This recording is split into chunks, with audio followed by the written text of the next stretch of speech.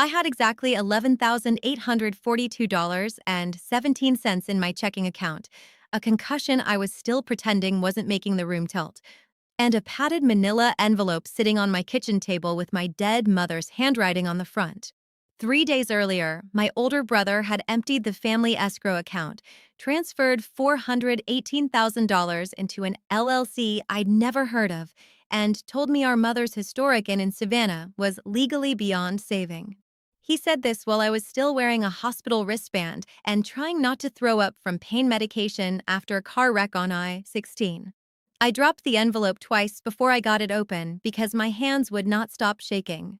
Inside was a flash drive, a notarized affidavit, and a note that said, "If Owen ever tries to sell the house without you, open the second folder first." I put the phone face down. Then I called a lawyer. "Let me take you back. My name is Mara Whitfield. I was 34 years old, and until that month I had spent my whole adult life restoring a business everyone in my family treated like a burden until it started making money. The business was the Bellwether House, a 14-room in just off Monterey Square in Savannah, Georgia. It had a wraparound porch, old heart pine floors, a courtyard lined with brick and jasmine, and a reputation my mother had built one guest at a time over 26 years. If you walked through the front doors on a humid spring afternoon, you could smell lemon polish, coffee, old wood, and the faint sweetness of magnolias drifting in from the square. It smelled like my childhood. It smelled like my mother. When she died, people sent casseroles, sympathy cards, and unsolicited opinions. My brother Owen sent spreadsheets. He was 39, polished in the way some men learn to be when they understand that confidence is often mistaken for competence. He wore navy sport coats even in July. He said things like, "Optics matter," and "We need to maximize the exit." He had worked in commercial real estate in Atlanta long enough to believe every property was a deal and every sentimental attachment was a weakness. He was our father's favorite long before either of them admitted it. Maybe before they even knew it themselves. I was the practical one. That was the family phrase. Practical meant I learned vendor contracts at 19, fixed booking software at 22, and spent my 20s unclogging drains in linen pants because the plumber couldn't come until morning and guests still expected hot water. Practical meant my mother trusted me with payroll, guest complaints, insurance renewals, and the kind of quiet labor that keeps beautiful places from collapsing behind their staged photographs. It also meant that when people praised Bellwether House, they looked at my mother. When they criticized it, they looked at me. My father, Hal Whitfield, was a retired probate judge who still carried himself like the room belonged to him. Owen inherited that posture. I inherited my mother's habit of noticing everything and saying less than people expected. It made them underestimate me. For years, I mistook that for safety. The first scar I still remember clearly happened when I was 15. We were setting up for a charity garden luncheon in the courtyard, and I had spent the morning folding napkins, polishing silver, and carrying rental chairs in 90-degree heat while Owen drove in late from a golf lesson. One of the donors asked my father, "Which one of your children will take over this beautiful place someday?" He smiled at Owen. "My son handles the serious business side. Mara is helpful with the domestic details." Helpful. Domestic details. I was standing 3 feet away holding 12 champagne flutes and sweating through my blouse. Owen grinned like it was obvious. My mother went still for half a second, then said nothing because the donors were watching and silence had become her price for keeping peace. The second scar came years later, after I had already moved back home to help keep Bellwether alive during the recession. We were in the pantry doing inventory. I had spent 6 hours renegotiating a linen contract and another 2 cleaning up after a pipe leak in room 6. Owen had driven down for dinner and offered 30 minutes of criticism. He looked at my shoes, still damp from the leak, and said, "You're good at maintenance, Mara. Every family needs someone who can keep the lights on while other people think strategically." My mother was labeling preserves at the work table. She kept writing, but her jaw tightened. I laughed like it didn't land. That was my flaw then. I made cruelty easy for other people by absorbing it too neatly. I turned injury into competence. I told myself calm was strength even when it was only silence. After my mother's diagnosis, Bellwether became less a business than a triage unit. Ovarian cancer shrank her body and sharpened her attention. She would be in pain and still remember which guest in room 9 was allergic to lavender. She would forget where she put her glasses and remember the exact wording of a vendor clause from 2018. I started sleeping in the office 2 nights a week. Owen came down for staged bursts of usefulness, held dramatic meetings about long-term options, and left before the hard parts: chemo fatigue, payroll shortfalls, night sweats, roof leaks, the actual work of carrying a life while it was ending. 2 weeks before she died, she called both of us into her bedroom. The windows were open. Rain was tapping softly against the porch roof. She looked smaller than I could bear. Owen stood by the dresser with his hands in his pockets. I sat on the edge of the chair by her bed. She said, very clearly, Bellwether stays in the family only if it is protected from greed. Owen gave a sad, patient smile. Mom, nobody's being greedy. Her eyes moved to him, steady and unimpressed. Even then, even half sedated and exhausted, she could still pin him to the wall without raising her voice. Then she looked at me. Some papers are in the office safe. Some are not. I thought she was rambling. I was wrong. She died in February. The funeral was tasteful in the way Southern funerals often are, all soft flowers and polished grief. People told me she had loved me fiercely. I believed them. But love and paperwork are not the same thing, and grief makes smart people slow. For 6 weeks after the funeral, I barely slept.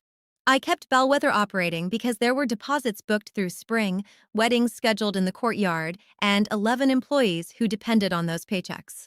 I met with our accountant, our insurance carrier, and 2 vendors who immediately tried to renegotiate terms because they assumed the inn was vulnerable. They were right. Owen started appearing more often. He spoke in urgent, reasonable tones. He said occupancy was down. He said labor costs were unsustainable. He said the market in Savannah's historic district had peaked and we would be irresponsible not to consider a sale. He said a boutique hospitality group from Charleston had interest. He used the phrase fiduciary duty twice in one conversation, which was how I knew he was rehearsing. Then, 12 days after my accident, he walked into my kitchen, glanced at my hospital pill bottles, and said, "We have a closing window. If you miss this, you lose everything." That was the clock. Not the legal one. The emotional one. The kind designed to make exhausted people sign documents they would normally question. I was still dizzy. My car had been clipped by a delivery truck 3 nights before, and the emergency room doctor had warned me not to make major decisions while recovering from the concussion. Owen knew that. He also knew that our mother's memorial brunch was scheduled for Saturday at the Savannah Heritage Society Gala, where Bellwether was being honored for preservation work. Half the donor class in coastal Georgia would be in one ballroom. He intended to announce a strategic transition there before anyone could stop him. He placed a stack of papers on my table: purchase agreement, board consent, member resolution, an operating agreement amendment for a holding company called Harbor Lantern Hospitality LLC. He spoke gently, like I was difficult but salvageable. "This isn't personal," he said. "You kept the place going. No one's denying that. But this is bigger than housekeeping and charm." The capital requirements alone, I cut him off. "What escrow account?" He paused. "Just once." "What?" "The family escrow account from the refinance. The reserve Mom kept for storm damage and peril. It had over $400,000 in it." He looked down at the papers as if the answer might be there. "It was reallocated." "To what?" "Business continuity." I remember the way the kitchen sounded after that. Refrigerator hum. Rain at the windows. The slight rattle of the pill bottle when I set it down too hard. "Dear LLC?" I asked. His face changed. Not panic. Offense. "You're not in a condition to discuss this rationally." That's when I knew there was a second story under the first one. After he left, I opened my mother's envelope. The affidavit inside was from Nadine Coker, our longtime office manager, signed before a notary 6 days before my mother died. Nadine had retired to Beaufort the previous year. I had not seen her since the funeral. In the affidavit, she stated that at my mother's instruction, She had archived backup financial records and email exports from Bellwether's bookkeeping system onto the enclosed flash drive. She also stated that my mother had established an irrevocable trust holding a 51% controlling interest in Bellwether House, with distribution conditions tied to continued family ownership and a fraud carve-out that immediately suspended any beneficiary who attempted unauthorized transfer, encumbrance, or concealment of assets. I read that paragraph 4 times. Then I plugged in the flash drive. There were 2 folders. The first one was labeled Financial Backup, bank statements, vendor ledgers, occupancy reports, copies of insurance binders, enough to reconstruct the inn's finances for 3 years. The second one was labeled Read First if necessary. The second folder changed everything. Inside were PDFs of amended ownership documents I had never seen, a scanned letter from my mother to an attorney named Celia Voss, and a series of exported emails between Owen and a developer named Bryce Tolland from Charleston. The emails were polished and ugly in that careful, deniable way white-collar conversations often are. Owen referred to Bellwether as an emotionally encumbered asset. He described me as operationally useful but not sophisticated enough to understand transaction structure. He promised Bryce he could clean title issues internally before public announcement. One attachment was a draft deed transfer. Another was a side letter promising Owen a consulting fee of $86,000 after closing through Harbor Lantern Hospitality LLC. At the bottom of one email chain was metadata showing the draft had been revised from Bellwether's office desktop at 11:42 p.m. 3 nights before my mother died. I sat back so fast the chair scraped the floor. My mother had not been confused. She had been preparing. I called Celia Voss. If you have never hired a litigation attorney while nauseous and half concussed, I do not recommend it. Celia's office was above a pharmacy on Bull Street. She was in her early 50s, immaculate, and had the kind of composure that made panic feel embarrassing. She read the affidavit, the trust instrument, the email chain, and the draft deed transfer without interrupting. Then she folded her hands and said, "Your brother has 3 problems." I waited. First, if this trust was properly funded, he doesn't control Bellwether. Second, the forged deed draft and the undeclared LLC raise fraud issues. Third, if he used reserve funds outside authorized purpose and concealed it, we can seek an accounting, injunctive relief, and potentially an asset freeze. I said, "Can he still announce the sale?" "He can announce anything he likes," she said. "That doesn't make it valid." I looked at the bruise still yellowing across my forearm from the wreck. "I don't want a family war." She gave me the kindest expression I saw from anyone that week. "This isn't revenge. This is justice." Then she pointed at the screen. "But I need more." That is how strategy mode begins in real life. Not with dramatic music. With legal pads, missing signatures, and someone asking for records you thought were already yours. The Ally twist arrived the next morning. I was in Bellwether's office, searching the old file cabinets for trust correspondence, when the new fiancé of my cousin Amelia walked in carrying 2 iced coffees and introducing himself as if he were any ordinary guest. His name was Daniel Price. I knew him only as the quiet man she had started dating in the fall. He wore khakis, a windbreaker, and no expression. He set the coffees down and said, "Amelia told me you might need help. I should tell you before this gets awkward that I work for the Georgia Secretary of State's Corporate Investigations Unit." I stared at him. He lifted one shoulder. "Off duty. Not your lawyer. Not here officially. But if an LLC was formed to hide self-dealing in a family business, there are public records, paths you should move on quickly." I almost laughed from sheer exhaustion. "I thought you sold medical equipment." I say that at parties because people ask fewer follow-ups. Within an hour, Daniel had shown Celia and me how to pull formation records, registered agent filings, and the timing of Harbor Lantern's amendments. The company had been formed 8 months earlier. Owen was not listed publicly. Its manager was a paralegal in Atlanta who also worked for a law firm that represented Bryce Tolland's development group. Hidden ownership through proxies. Clean enough to bluff family. Sloppy enough to unravel under subpoena. By Friday afternoon, Celia had drafted an emergency petition in Chatham County Superior Court seeking temporary injunctive relief to block any transfer or encumbrance of Bellwether House pending a forensic audit. She also prepared affidavits from me, Nadine, and our accountant. The accountant had his own surprise. 2 reserve account transfers had been mislabeled as capital stabilization disbursements, but the receiving account numbers did not match any Bellwether vendor or operating account. We filed at 4:12 p.m. The hearing was set for Monday morning. That would have been enough tension for one weekend. But Owen was not done. Men like him rarely are. On Saturday, the Savannah Heritage Society held its annual Black Tie Preservation Gala at the DeSoto. Bellwether House was receiving a legacy commendation in my mother's name. Owen had been the one communicating with the organizers for weeks, which meant I knew exactly what he planned, a public narrative before the law could catch up. I considered not going. My head still ached. Bright light made me queasy.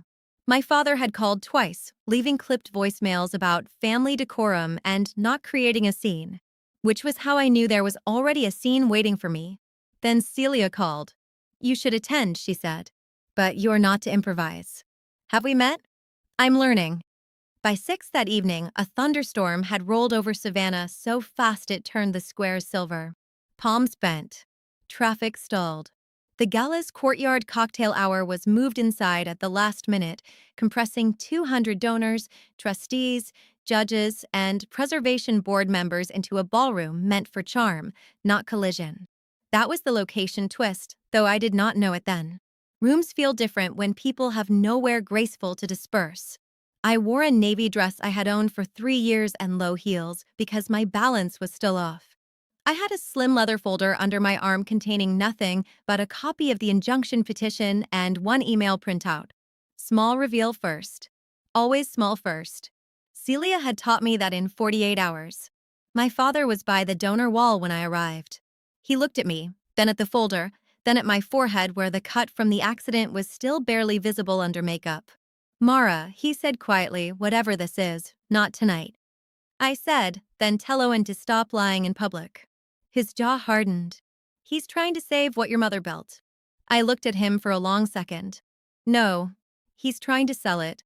The ballroom lights flickered once as thunder hit somewhere close over the river. 100 conversations dipped, then resumed. On the stage, the society director tapped a microphone and thanked sponsors. My cousin Amelia appeared at my elbow, squeezed my hand once, and vanished back into the crowd. That was her gift. Support without theater. Owen arrived 10 minutes later with Bryce Tolland beside him. Bryce was tanned, silver-templed, and looked expensive in a way developers often do, as if every object near them had already been appraised. He shook hands with board members. He kissed cheeks. He surveyed the room like a man choosing finishes. Then I saw the social twist my mother would have appreciated. Seated at the center table, 2 places from the mayor, was Edith Mercer, chair of the Bellwether Preservation Endowment. Edith was also Bellwether's largest annual donor and, more importantly, co-trustee on several historic covenants affecting the property's facade and use restrictions. If Owen intended a clean luxury redevelopment, he had chosen the wrong audience. The awards began. Speeches were mercifully brief. My mother's commendation came third. A photo of Bellwether House appeared on the screen behind the podium, all white columns and green shutters in golden evening light. For 1 second, I forgot the legal folders and the fraud and just missed her so sharply I had to grip the back of a chair. Owen took the stage to accept on behalf of the family. He started well. He always did. He talked about stewardship, legacy, sacrifice. He thanked the society. He thanked our father. He spoke about difficult transitions and honoring our mother by ensuring Bellwether enters its next chapter with strong institutional support. That phrase landed exactly where he wanted it to. Heads lifted. Donors turned. The room sharpened. Then he smiled and said, "In the coming weeks, our family is proud to partner with Harbor Lantern Hospitality to secure Bellwether's future through a private transaction that preserves its historic character while modernizing operations." A murmur ran through the ballroom. I did not move. I let 3 beats pass. Then Edith Mercer stood up from the center table and said, Clear as a bell. What transaction? The microphone picked it up. Owen blinked. We're in active discussions. Edith did not sit down. With whose approval? The preservation covenant requires trustee notice. That was the first fracture. Small. Public. Enough. Owen started to answer, and Celia stepped out from the side aisle. She had timed it with a litigator's cruelty. In one hand, she held a slim filing envelope. In the other, a copy of the petition. She did not raise her voice. My client has filed for temporary injunctive relief this afternoon in Chatham County Superior Court, she said. Any representation that Mr. Owen Whitfield has authority to transfer Bellwether House is disputed and likely invalid. There are moments when a room does not get louder or quieter. It just concentrates. That happened then. Bryce Tolland's face lost its pleasant color first. My father turned so fast he merely knocked into his chair. Someone near the back whispered, "Oh my God." Owen tried to laugh. This is a misunderstanding best handled privately. Celia handed a copy to Edith, another to Bryce. Private is what created the problem. That was the bigger reveal. Then came the nuclear one. From the rear of the ballroom, Daniel Price approached the stage with a hotel AV technician I recognized from Bellwether Weddings. Amelia had arranged it 30 minutes earlier when we learned the storm had moved everyone inside and the projector feed was centralized. I had not wanted to use it. I thought it might be too much. Then Owen lied into a microphone about preserving my mother's legacy, and something in me went still. The screen behind him shifted. Not to a video. To a single email. Celia had chosen carefully. Not the whole chain. Just one message from Owen to Bryce, timestamped 11:42 p.m., subject line, Bellwether cleanup items. Beneath it, 3 lines enlarged large enough for the ballroom to read. Mara won't understand the structure until after announcement. Once title is cleaned, the donor class will adjust. My consulting fee remains outside family disclosure. No one gasped. Real shock is usually quieter than television. Owen turned and looked at the screen as if his own words had betrayed him personally. That's taken out of context, he said. Edith Mercer answered before I could. What context improves that? A laugh broke somewhere near the bar and died immediately. My father went white. Truly white. He looked at Owen, then at me, then at Bryce, who had already taken one careful step backward as if he did not know any of us. Bryce said, "I was told internal approvals were complete." Celia said, "Then your due diligence was inadequate." He did not reply. Owen tried one more angle. "Mara, for God's sake, I was trying to keep this from becoming a spectacle." I finally spoke. My voice sounded calm even to me. "You moved $418,000 out of the reserve account while I was sleeping in a hospital recliner next to Mom. You drafted transfer documents before she died.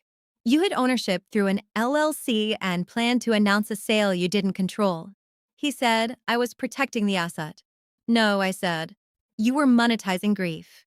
That landed harder than any yell could have. Thunder rattled the windows. The ballroom lights dipped once and came back. Nobody moved. Then Edith said, "This event is over." Not the gala. His version of it. What happened next was not a cinematic collapse. It was better. It was administrative. The Heritage Society director pulled Owen from the stage. Bryce Tolland left through the side exit while pretending to answer a phone call. 2 board members quietly asked Celia for copies of the filing. My father sat down very slowly and did not stand back up. Owen kept saying miscommunication to anyone within range, which only made the words sound dirtier each time. I left before anyone could turn me into the evening's entertainment. In the lobby, Amelia hugged me. Daniel nodded once. I stepped into rain thick enough to blur the streetlights and let the valet call me a cab because my head had started pounding again. Then I waited. Monday morning, Chatham County Superior Court smelled like coffee, paper, and old air conditioning. Owen appeared with counsel from Atlanta. That surprised me for about 10 seconds before I realized he still believed this was a negotiation, not an exposure. Men who mistake access for immunity usually do. The hearing itself lasted less than an hour. Celia led with the trust. She showed the court the notarized instrument, the controlling 51% interest, the anti-transfer provisions, and the fraud carve-out. She explained who drafted it, when it was executed, and why the clause mattered. Any beneficiary attempting concealment of material ownership or unauthorized transfer lost immediate standing pending review. Then she laid out the reserve account transfers, the side fee arrangement, and the LLC records. Owen's attorney argued there had been no completed transaction, only exploratory discussions. He said the email was preliminary business language, not fraud.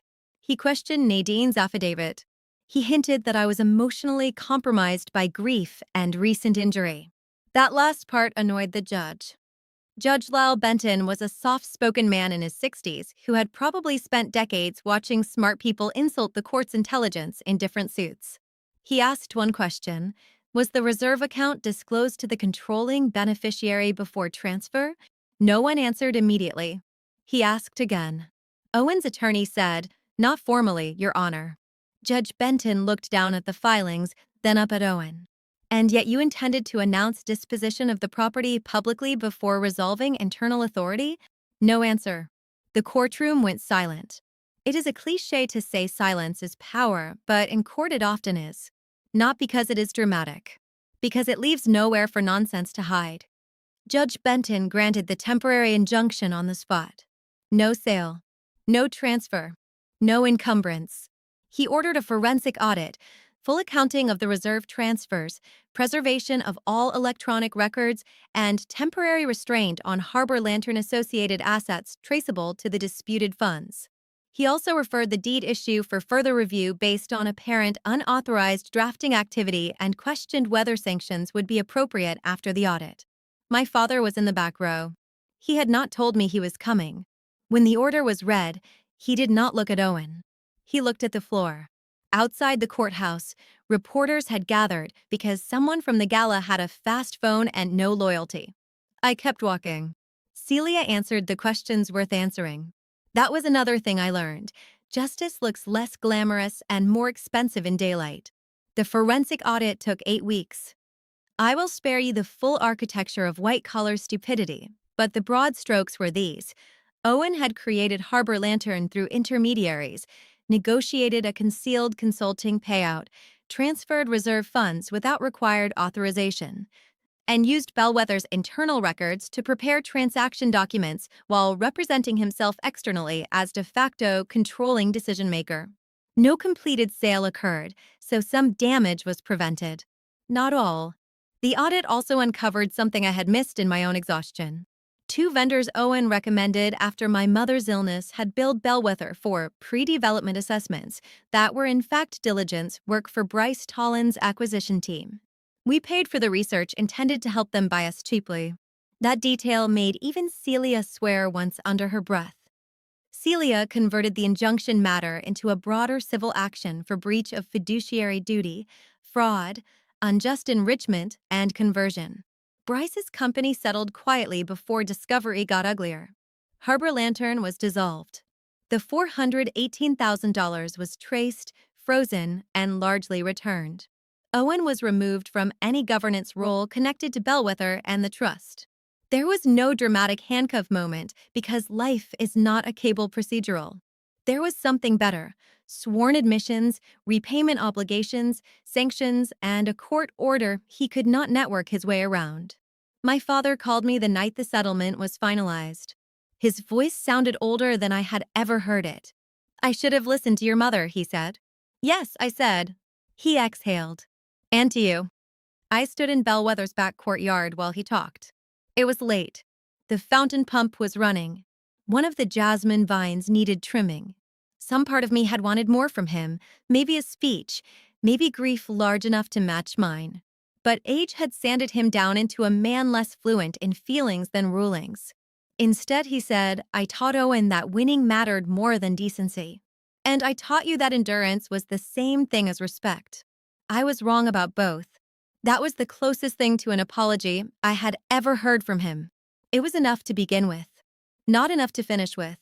My emotional setback came after the legal victory, which is its own kind of truth. I thought once the order was entered and the money returned, I would feel clean.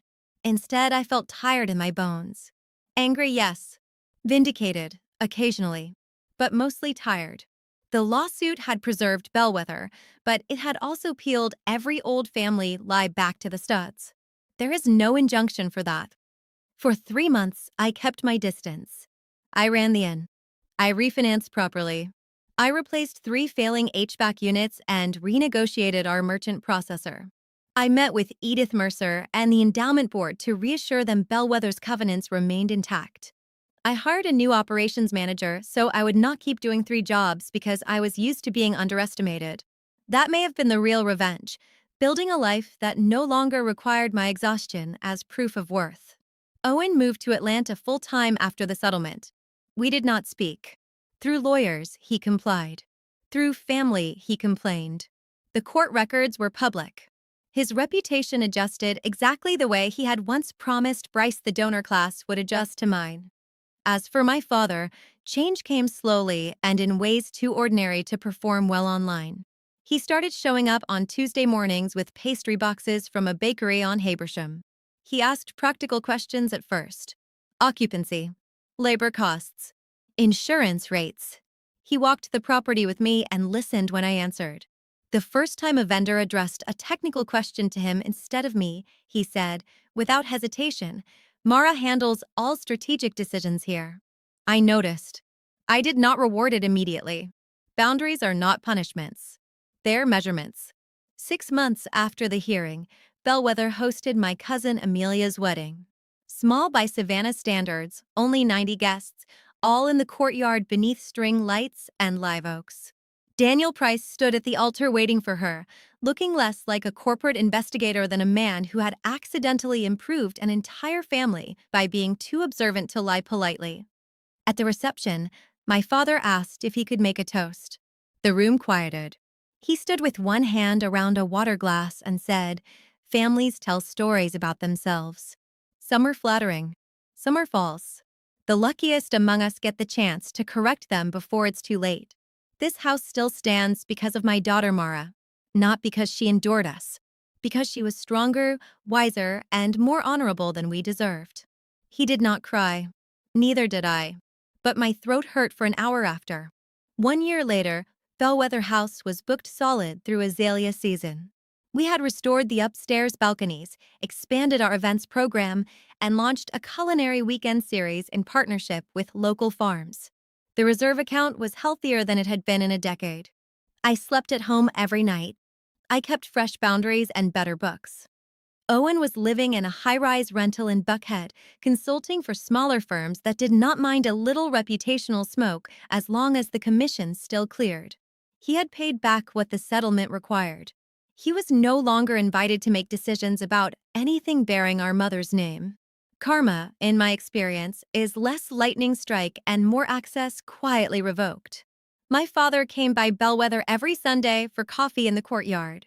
Sometimes he helped deadhead the camellias because apparently regret can bloom into gardening if you give it enough time. We were not magically healed. We were honest, which is harder and better. The manila envelope still lives in my office safe. My mother's note is back inside it.